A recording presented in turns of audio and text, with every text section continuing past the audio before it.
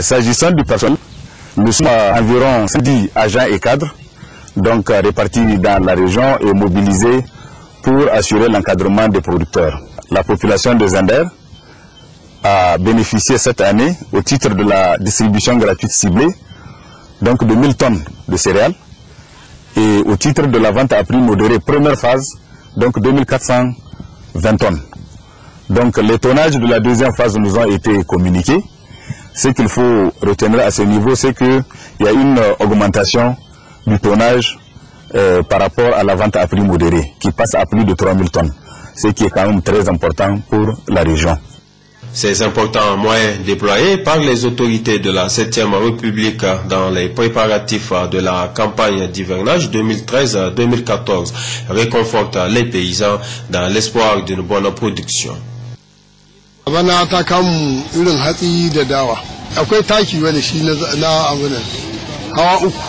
On a reçu un appui en semences de l'État pour le démarrage de cette campagne agricole. Ce sont des semences composées de mil et de sorgho, plus la vente à prix modéré de l'engrais. Pour le moment, la campagne se déroule très bien. Nous avons plus besoin d'appui en engrais car la situation phytosanitaire est calme.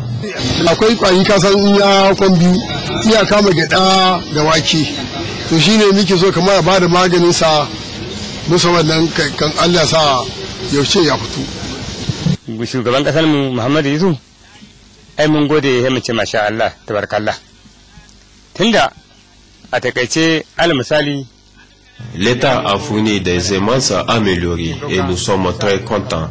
Nous remercions les autorités pour tous les efforts consentis en faveur du monde rural ainsi que les partenaires pour leur aide à l'endroit des familles vulnérables.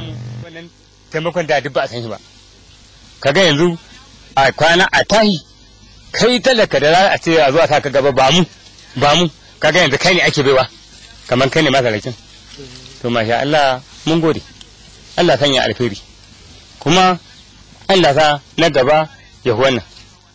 Avec son évolution normale, la campagne agro-silvo-pastorale en cours est à ce jour satisfaisante dans la région de Zender. Les paysans n'espèrent qu'une régularité des pluies tout au long de cette saison pour qu'ils disposent de bonnes récoltes, car tous les moyens pour son bon déroulement sont disponibles. Cela grâce aux efforts de l'État. Dans notre registre, un concours d'idées a été lancé par le commissariat au programme Niamey-Niala dans le cadre d'un programme d'aménagement du site du stade général Séni-Kounché, du rond-point ENA et du Gadafawa, reportage Aïssa Alzouma et Zikra Ali. Le commissariat au programme Niamey-Niala, à travers son comité d'orientation, a lancé un concours d'idées concernant un projet de réaménagement du site du stade général Séni-Kounché et du rond-point de l'ENA, relatif à l'exécution d'un certain nombre de projets tests pour l'embellissement de la ville de Niamey.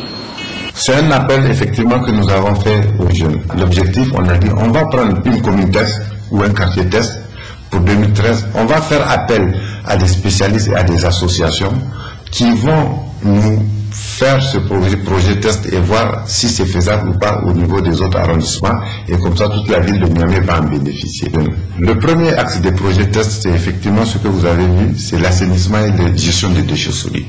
Le deuxième programme, c'est l'aménagement en fait du stade général Séni-Kounché et du rond-point de l'ENA et aussi sans doute du rond-point de Gadafawa et d'autres ronds-points comme celui de la Poste. Pourquoi on le fait? Vous savez, on va inaugurer dans peu de temps, on va ouvrir à la circulation l'échangeur de Niamey, le premier échangeur donc qui est sur Mali-Béro. Mais ça veut dire que ça va induire un trafic important vers le rond-point de l'ENA et aussi du rond-point de Gadafawa, puisque maintenant tout le monde va dire que c'est plus facile de passer par là. C'est à cause de ça qu'on a lancé le concours d'idées pour aménager ça. Le comité d'orientation du programme Niamey-Niala attend des Nigériens des propositions de projets dignes de ce nom pour une mise en œuvre immédiate de ce projet ambitieux. On veut vraiment développer toutes les idées que les jeunes vont nous donner, notamment certains jeunes nous ont dit de faire des pistes de compétition cyclable et surtout des espaces verts. Ça va aller très très vite parce que de toutes les façons, il faut que nous les lancions en 2013. Ça veut dire qu'au plus tard, après la saison des pluies, il faut que les premiers travaux commencent déjà. En relation, je le dis encore une fois, avec la ville de Niamey et tous les arrondissements et bien sûr tous les ministères techniques, l'équipement, l'environnement, ainsi de suite.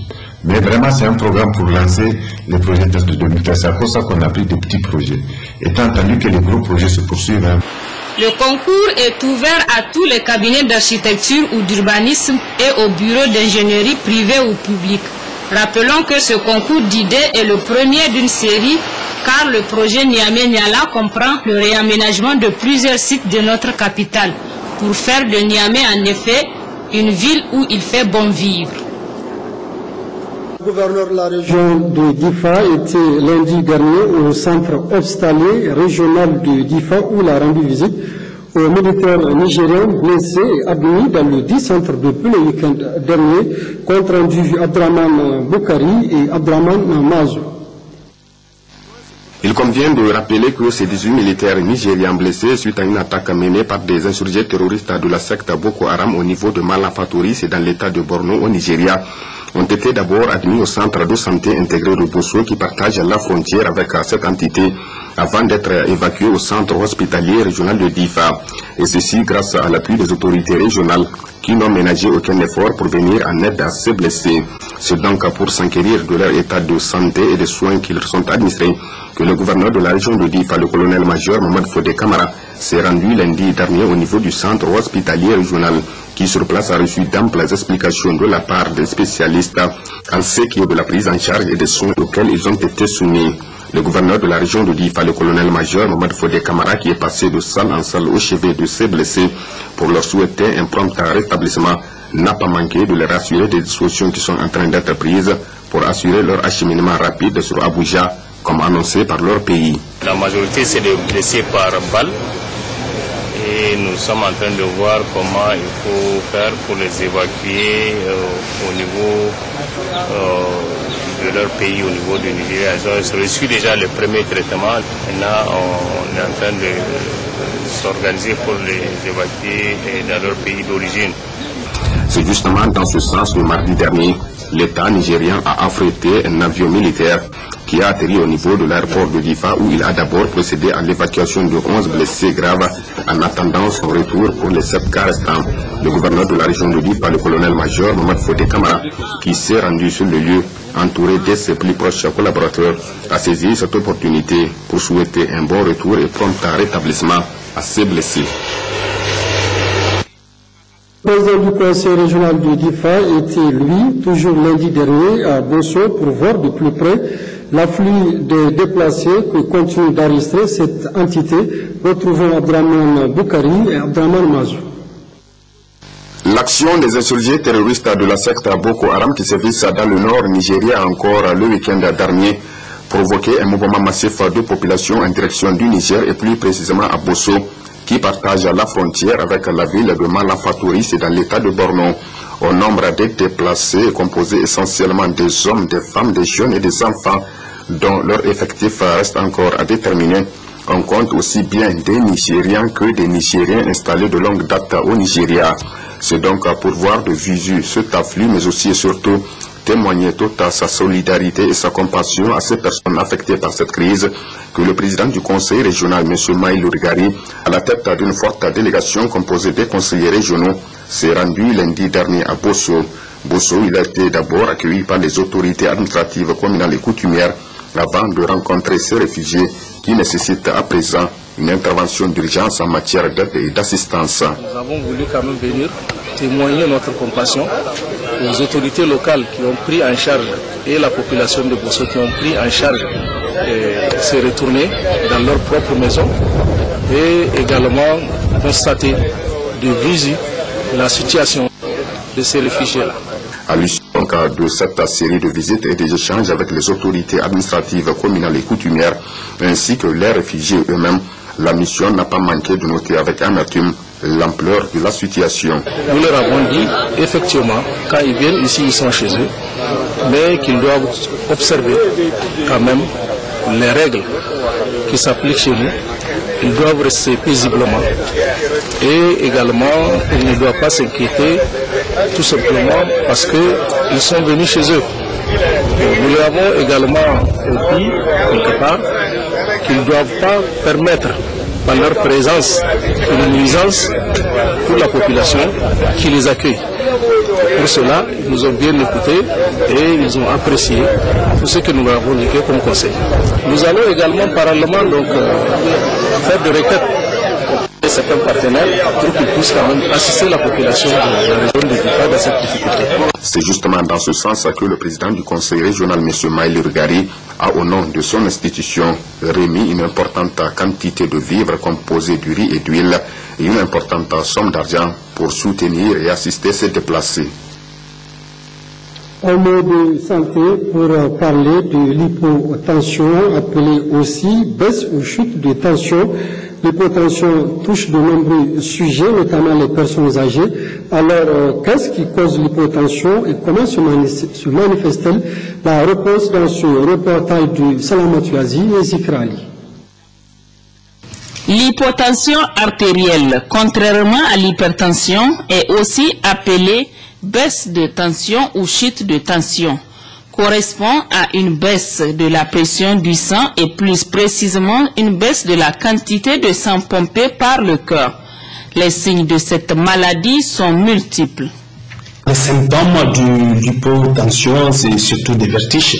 Des vertiges, il y a parfois des sueurs et puis et le patient ne se sent pas bien. Les migraines, mal de tête, des céphalées. L'hypotension artérielle est un véritable problème de santé publique car elle devient au fil des années l'un des principaux motifs de consultation. Quelles sont les causes de cette pathologie?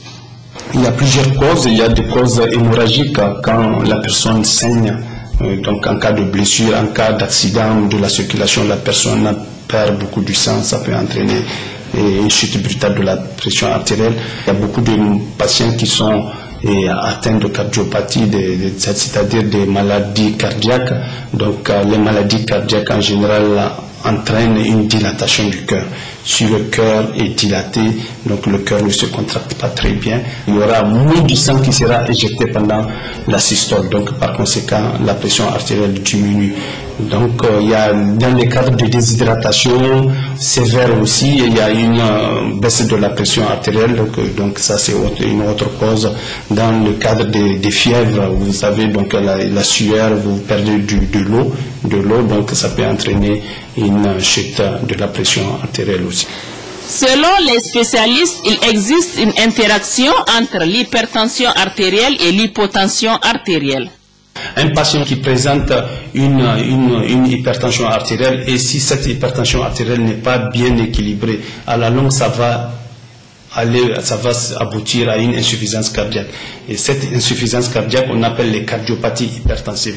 Et cette insuffisance cardiaque, quand le cœur est trop fatigué et quand le cœur est trop dilaté, donc c'est tout à fait normal que les chiffres tensionnels deviennent basses. On va de l'hypertension artérielle avec des chiffres tensionnels élevés, on évolue vers l'insuffisance cardiaque, et maintenant quand le cœur est défaillant, donc les chiffres tensionnels deviennent basses. Et ça devient l'hypotension artérielle.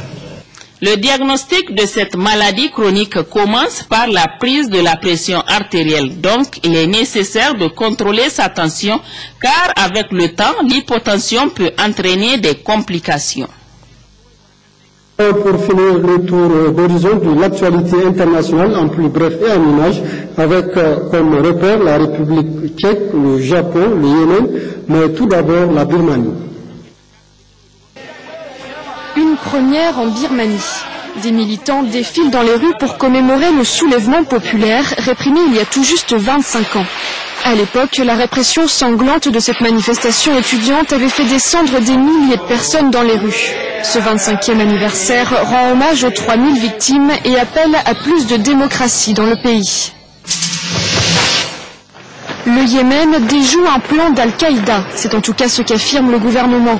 Le plan aurait été empêché suite à l'interception d'une conférence téléphonique entre le numéro 1 d'Al-Qaïda et des responsables du réseau dans plusieurs pays. Selon un porte-parole du gouvernement, l'organisation extrémiste voulait prendre le contrôle de 2 villes yéménites et d'installations pétrolières.